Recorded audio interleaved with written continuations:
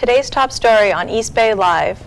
Cal State East Bay students are frustrated with the switch from the school's complimentary shuttle service to AC Transit. We'll dive deeper into the challenges commuting students have been facing, as well as find out what students would like to see changed going forward. Then we'll brief you on the California Faculty Association filing a lawsuit against the California State University system. And still to come, we'll recap some of the Bay Area's biggest events this month and show how you can get in on some of the upcoming fun. Good afternoon, Pioneers. I'm Anissa Munoz. And I'm Colin McNicholas, and welcome to this week's edition of East Bay Live.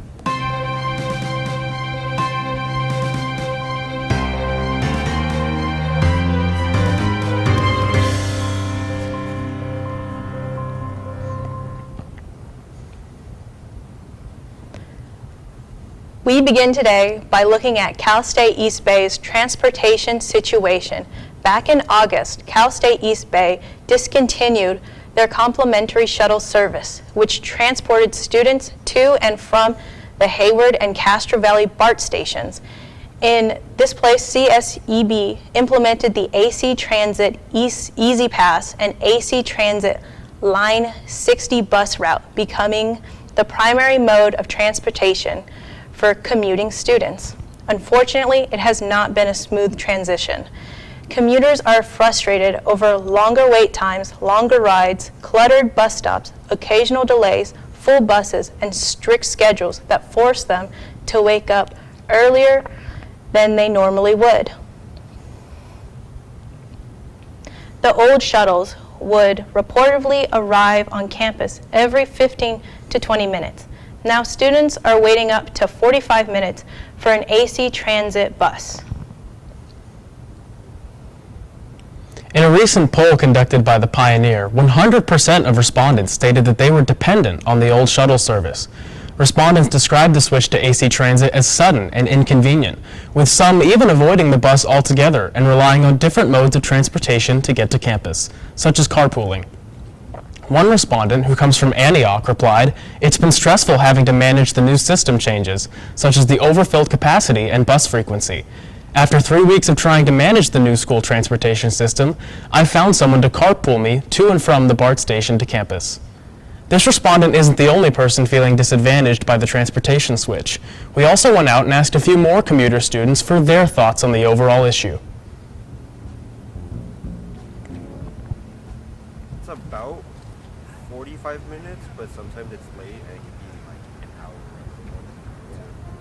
Every time when I go to the AC Transit, I have to wait within at least 30 minutes. Sometimes they come late, especially how crowded the buses are, which can add more delays. It's a long wait because I know that here specifically, if there's like a 4:05 bus and I have a class that finishes at 4, so I usually don't make it. So I have to wait until another like 45 minutes. It takes a long time. Just the amount of time in the morning, because I have an 8 a.m. class, and because it comes at 7:11 a.m., I have to basically come like way earlier than I used to before. And if I miss it, it's like 45 minutes, so there's way less leniency than before. Biggest issues probably sometimes you wait, and because it's a long wait, it gets full sometimes, and so you miss classes, and I have to leave a lot earlier because I take the BART and everything to get here as I commute. So I have to leave a lot earlier than I would normally like to, but just to make sure that I get to class on time, because it could always be full because it's such a long wait time. When the bus is crowded, like it's like the same space as the old buses, but they come in shorter times, so it gets crowded way more, and there's like no it just gets crowded way more often, and sometimes they don't let like everyone in, so then you have to wait for the next bus, which is another 45 minutes.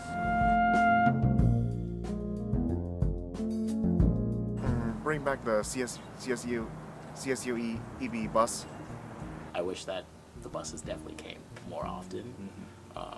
But it's not the worst in the world, but I don't really have too much experience with this kind of thing. I usually kind of expect like a shuttle system where your bus comes by and then drives like 10-15 minute wait. But unfortunately, that's just how it is. So yeah. More buses.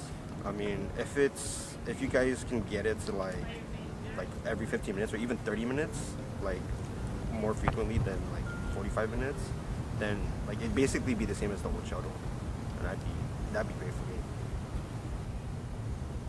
We'd like to thank the students that participated in both our poll and our video and provided us with their insight. During the video, you may have heard students mentioning the issue of buses occasionally being too full, forcing them to wait another 45 minutes for the next bus. Luckily for them, AC Transit is implementing a new change to resolve the issue. Starting today, Monday, October 13th, AC Transit will begin running longer buses along Line 60, allowing for a higher capacity of riders per bus. As part of the change, Line 60 stop at the Hayward BART station will be moved to Bay 1, as indicated by the map on the screen. For this week only, AC Transit will also have standard-sized buses on standby in the event of an overflow, and AC Transit Cal State East Bay will continue to work together to resolve more of the problems commuters are encountering. For more updates, visit actransit.org or follow CSEB Parking and Alternative Transportation on services on Instagram at CSU East Bay _parking. The California Faculty Association, which represents 29,000 faculty members, is suing the CSU Board of Trustees for disclosing personal information to the U.S. Equal Employment Opportunity Commission without their consent. Personal information of the CSU Los Angeles faculty members, including telephone numbers and email addresses, was disclosed to the EEOC after they launched an investigation related to an anti-Semitism complaint. The CFA argues the information disclosure goes against the Information Practices Act, Civil Code Section 1798.25. This is an ongoing story, and we'll provide more updates when we receive more information. We're going to be taking a short break, and when we come back, we'll fill you in on the fun events happening all across the Bay Area. Stay tuned. East Bay Live will return shortly.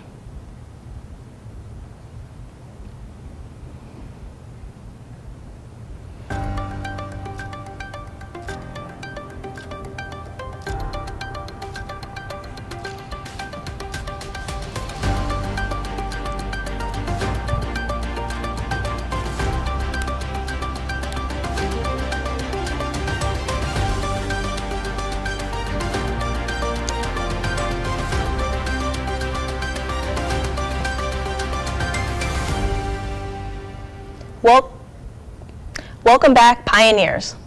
The Bay Area rolled out the red carpet this month for the 48th annual Mills Valley Film Festival. The lavish event gathered film critics, aspiring artists, and casual moviegoers alike, featuring guest appearances from some of Hollywood's biggest stars and screenings of the most anticipated films of 2025. East Bay Live reporter Chris McNicholas attended the festival and has more on the event. Lights, camera, action in the Bay Area as the Mill Valley Film Festival dazzled moviegoers for its 48th consecutive year. Held from October 2nd through October 12th, the festival took place at several participating movie theaters all across the Bay, in Mill Valley, San Rafael, Larkspur, and Berkeley. There's no better festival in the Bay Area than the Mill Valley Film Festival for films, and I think it's fall, so all the films that the studios, the distributors are going to compete for an Oscar are usually in Mill Valley, so you get to see things that you may not see until next year or at all, because they also bring in a lot of films from around the world. The festival featured guest appearances from big names, such as Academy Award-nominated actress Jessie Buckley and directors John M. Chu and Spike Lee. And of course, you can't have a film festival without the films, and I was lucky enough to see 3 of them.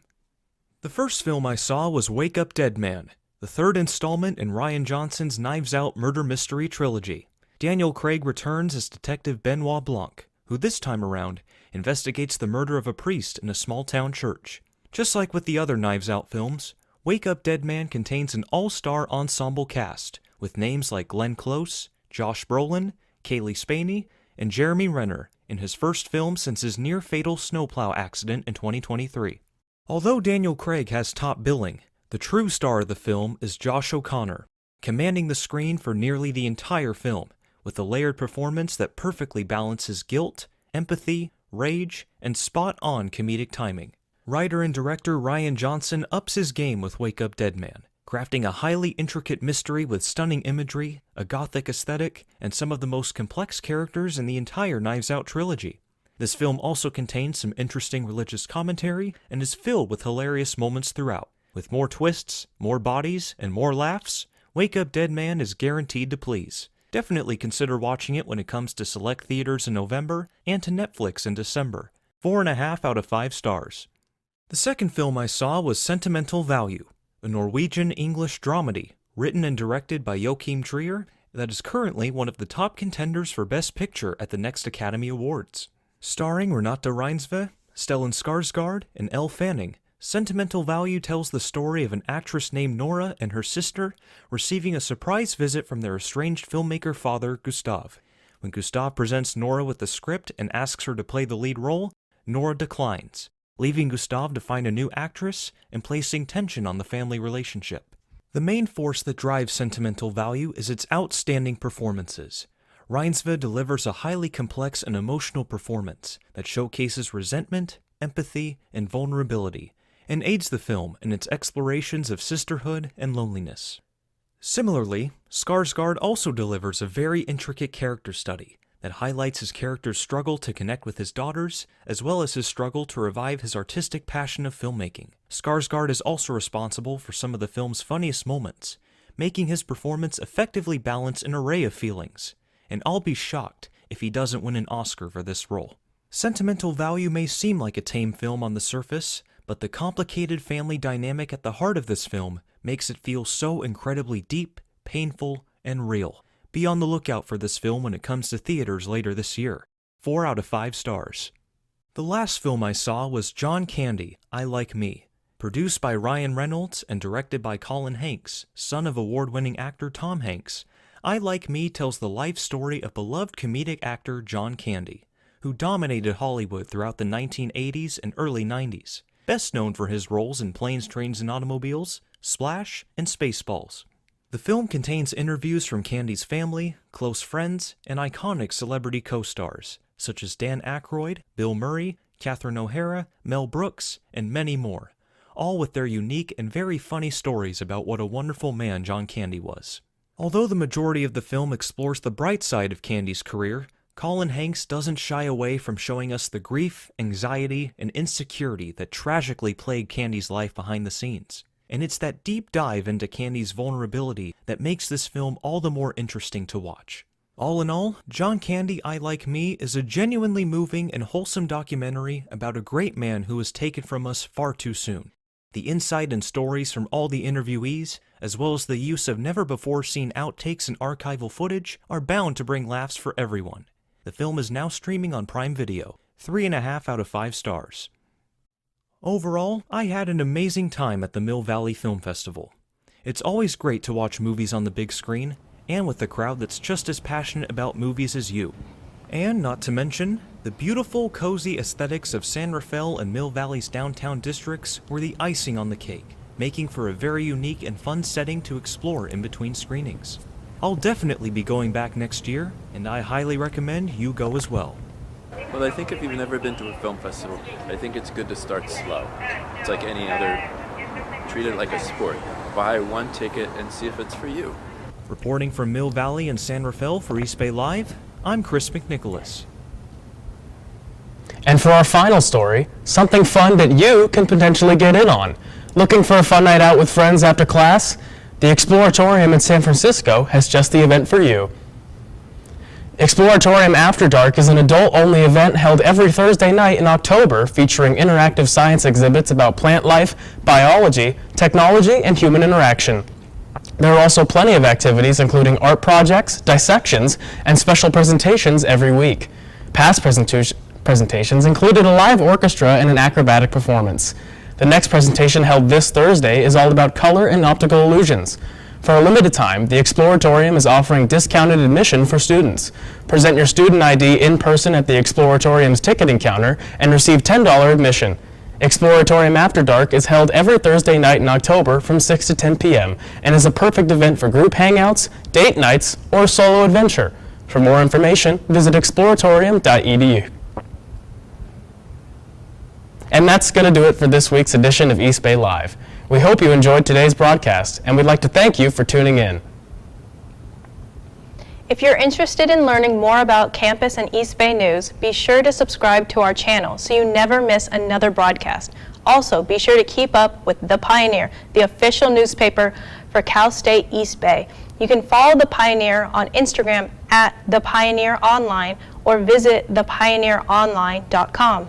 I'm Anise Munoz. And I'm Colin McNicholas. We'll see you next time. Have a great week, Pioneers.